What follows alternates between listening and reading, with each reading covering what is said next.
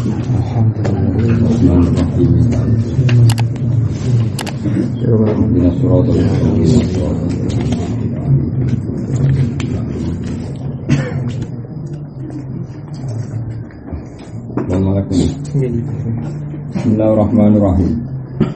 Wal malakul ladzi bila abin wa la aklala syurba wa la nauma lahu tafsiru asri minhum jibril mikalu israfil wa israil.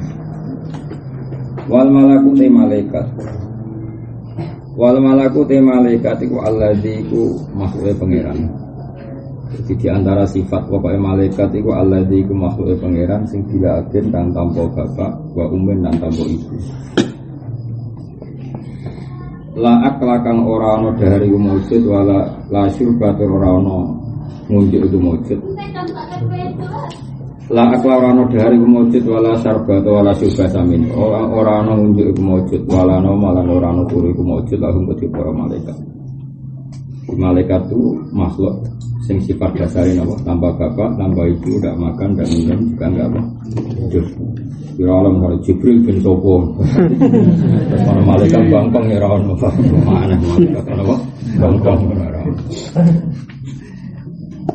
Tafsilu asyrin utawi tafsile 10. Mesti tafsil sing perlu dingerteni. Minum setengah saya malaikat Jibril uta Jibril. Mikalu lan Mikael. Terus kira kita wa Mikalan.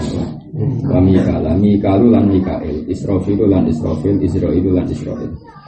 Mungkarun mungkar, nakirun dan nakir, warabibun dan rokib, wakada atidun malaikat, atid, malikun malik, waridwanan dan malaikat ridwan, ikhtada kang nganteri sopa ridwan, maksudnya nganteri dalam daftar malaikat. Jadi malaikat yang perlu dikenali bukan jumlahnya apa? 10, tapi bukan berarti batasi kalau jumlah malaikat hanya apa? 10. Nanti yang wajib dingerteni ini 10. Dan malaikat kalau diceritakan Allah salah ya, niku malaikat sing awamul malaikah, bukan malaikat sing gadah nama. Jadi malaikat yang punya nama jenenge selain kitabmu malaikat ashos. Nah, memang ada namanya. Ini malaikat khusus kayak Jibril, Mikael, Israfil, Israil. Ya ada malaikat sing awamul malaikah. Dan itu sing nanti disalahno pangeran ketika protes atas alubiha, mayyudihu biha wa yasifu biha. Terus yang wa sekolah roh bukalil malaikati ini saya ada malaikat itu bukan malaikat kayak Jibril, Mikael. Sing akhirnya proses napa atas alubiha mayyudihu biha. Nah kalau malaikat jenis ini mungkin nanti ditegur pangeran karena pernah protes ketika Allah bikin Nabi Sinten ada. Tapi itu bukan malaikat yang kayak Jibril, Mikael itu. Paham itu bedanya napa? Beda. Arba'atun min kutubin tafsilu. Arba'atun te papat min kutubin sanging pira-pira kitab Allah. Tafsiluha kang utawi perinciane kutub iku ngene. Taurat Musa, siji Taurat Nabi Musa.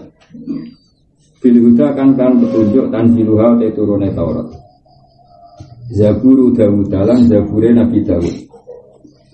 Wa Injilu lan Injil, wa unzila Injilun ala Isa ing atase Nabi Isa, wa Furqanun lan diturunna kitab Quran ala khairil mala ing atase api-api manusa, api-api makhluk. Wa suhuful khalil lan lampiran-lampirane Khalilur Rahman, maksudnya Nabi Ibrahim jeneng Nabi Ibrahim, suhufi Ibrahim wa Musa wal kalimi lan suhuful khalil. Jadi di luar kitab Taurat Nabi Musa punya suhuful kalim. Fiha kang itu tetap yang dalam suhuf kalamul hakamil alimi te dawe Allah kang maha bijak, hakame mana sing maha bijak alalimi kang maha pirsa. Kalau dados dulu ya jadi kalau bahasa Arab niku kertas itu bahasa Arab itu sohifah no. Sohifah nanti jamakna suhuf no. Suhuf. Nah ketika dimabnikan maf'ul artinya dijilid atau dicetak atau setelah dibutuhkan disebut mushaf. Tapi mestinya mushaf itu ya suhuf itu. Jadi kalau lampiran-lampiran dalam Quran per lampir namanya sohifah. Sohifah nanti kalau dijamakkan suhuf no? Suhuf. Makanya kata banyak ulama ngendikan begini, Allah akan menjaga Quran ini, satu dihafal para hubat, para hamalatul Quran, dua kadung mudawan atau memang dicetak di mushaf yang ada kertasnya itu jenis mushaf. Sebab Allah mensifati Rasulullah Muhammad dengan status Rasulun minallah yatlul suhufan mutahharah, bahwa Rasulullah adalah seorang Rasul yang membaca lampiran-lampiran suci. Rasulun minallah yatlul suhufan mutahharah. Sebab itu nasibnya Quran ya di mushaf itu, mushaf yang kita cetak itu, karena secerdas-cerdasnya manusia potensi lupa. Ketika lupa merujuknya di mushaf, apa? Kalau di mushaf misalnya ada salah titik atau salah cetak misalnya, itu merujuk ke hamalatul Quran yang hafal-hafal, sehingga ini ada kombinasi hafalan di dada dan ditulis dalam mushaf. Ya. Makanya Quran disifati 2 kali. Nah potensi itu terutama di kitab-kitab tafsir ya, karena terutama kayak tafsir Jalalain, karena kan musannafnya itu Imam Suyuti ketika baca Quran itu dia zigzag ya, kadang qiraahnya Asim, kadang Ibnu Katsir. Beliau kan nggak konsisten dalam satu bacaan, sehingga kadang penulisannya itu membingungkan. Makanya kalau ngaji Jalalain itu sebaiknya pakai cetakan yang sekarang, pakai DKI itu, karena apa? Benar-benar semuanya ditulis sesuai qiraatu Asim, semuanya ditulis pakai apa? Qiraatu Asim lebih nyaman. Ya saya ulang lagi ya, jadi kombinasi penjagaan Quran itu Allah bikin sunnah, yaitu satu dihafal di dada, kemudian dimushafkan apa? Dimushafkan itu disebut apa? Rasulun minallah yatlul suhufan mutahharah. Andai kan tidak dimushafkan, nggak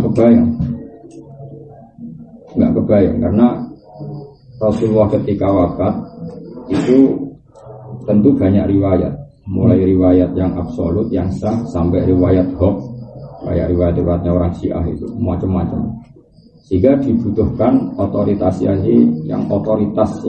lengkap, yang akurat, yaitu lampiran-lampiran yang ketika Nabi Sugeng didiktekan kepada para sahabat. Kemudian lampiran yang di dokumen Nabi tadi di kamar beliau diambil oleh Abu Bakar. Jadi Abu Bakar itu tidak mengarang Quran sama sekali, beliau hanya mengumpulkan lampiran-lampiran yang ada di kamarnya kan. Hanya disebut mushaf, memang sudah ada lampirannya. Dan bukti bahwa teori ini benar adalah Allah mensifati Rasulullah itu Rasulun minallah yatlul suhufan mutahharah. Ini ya, jadi orang Syiah itu salah besar ketika ngomong Abu Bakar itu ngarang Quran, itu tidak mungkin, karena lampiran-lampiran itu didhawuhna Quran, padahal Quran itu azali, azali. Artinya Abu Bakar sudah jelas menemukan mushaf itu ada di Nabi, ada di Nabi. Buktinya apa? Nabi Rasulullah itu disifati Allah Rasulun minallah yatlul suhufan mutahharah, bahwa Rasul ini pembaca mushaf, artinya mushaf itu sudah ada. Nah, kemudian mushaf yang sudah ada ini didokumentasi Abu Bakar, Umar, terus dimasalkan era Sayyidina Utsman. Nah, karena Utsman yang berhasil memasalkan secara nasional, terus disebut Rasulullah Utsman. Ya sebetulnya yang mulai Abu Bakar, cuma jadi masif secara nasional itu era Sayyidina Utsman. Jadi jelas ya. Jadi mushaf itu zaman Kanjeng Nabi Muhammad sallallahu alaihi wasallam. Abu Bakar hanya menjamu mengumpulkan, tidak ada intervensi sama sekali, tidak ada perubahan sama sekali. Ya jelas karena Nabi disifati Allah sebagai Rasulun minallah yatlul suhufan mutahharah. Rasulullah itu siapa? Rasul yang membaca lembaran-lembaran suci. Tentu bacanya Nabi dengan kita. Kalau kita baca kan dari tidak tahu kemudian baca jadi ingat. Kalau Nabi tidak, karena beliau tidak bisa baca kayak kita, tapi ditakdir bisa. Jadi nggak baca kayak kita tentu, karena beliau khusus ya ummi tapi bisa baca. Tapi bukan karena tulisan. Rasa takut caranya biar kira Nabi petang. Kalau waktu kali aku melarat caranya juga biar raiso mikir orang suka kok takut. Jadi serasa takut pokoknya Rasulullah minallah yatlul suhufan mutahharah. Waktu lumatis kabeh perkara atakang teko diiklan atakang rawuh diiklan masuk Rasulullah. Iku fahakku. Waktu lumatis kabeh perkara atakang rawuhno diiklan masuk Rasulullah fahakku. Mongko te keharusane mah corong Jawa sadune iku atas limu kita nyerah ora usah mbok protes atau kabulu lan mbok tampa. Apa saja yang Nabi membawa ajaran ke kita, ya sudah kita taslim saja, kita terima, gak usah kakek protes, ya sudah seperti itu. Imanuna biyaumin akhirin wajib wa kulli ma ata bihi minal ajab. Imanuna utawi oleh iman kita. Imanuna oleh iman kita biyaumi akhirin atau biyaumin akhirin sami. Kalau nazuman ya biyaumi akhirin, tapi mestinya itu ya mausuf sama sifat biyaumin akhirin. Tapi kalau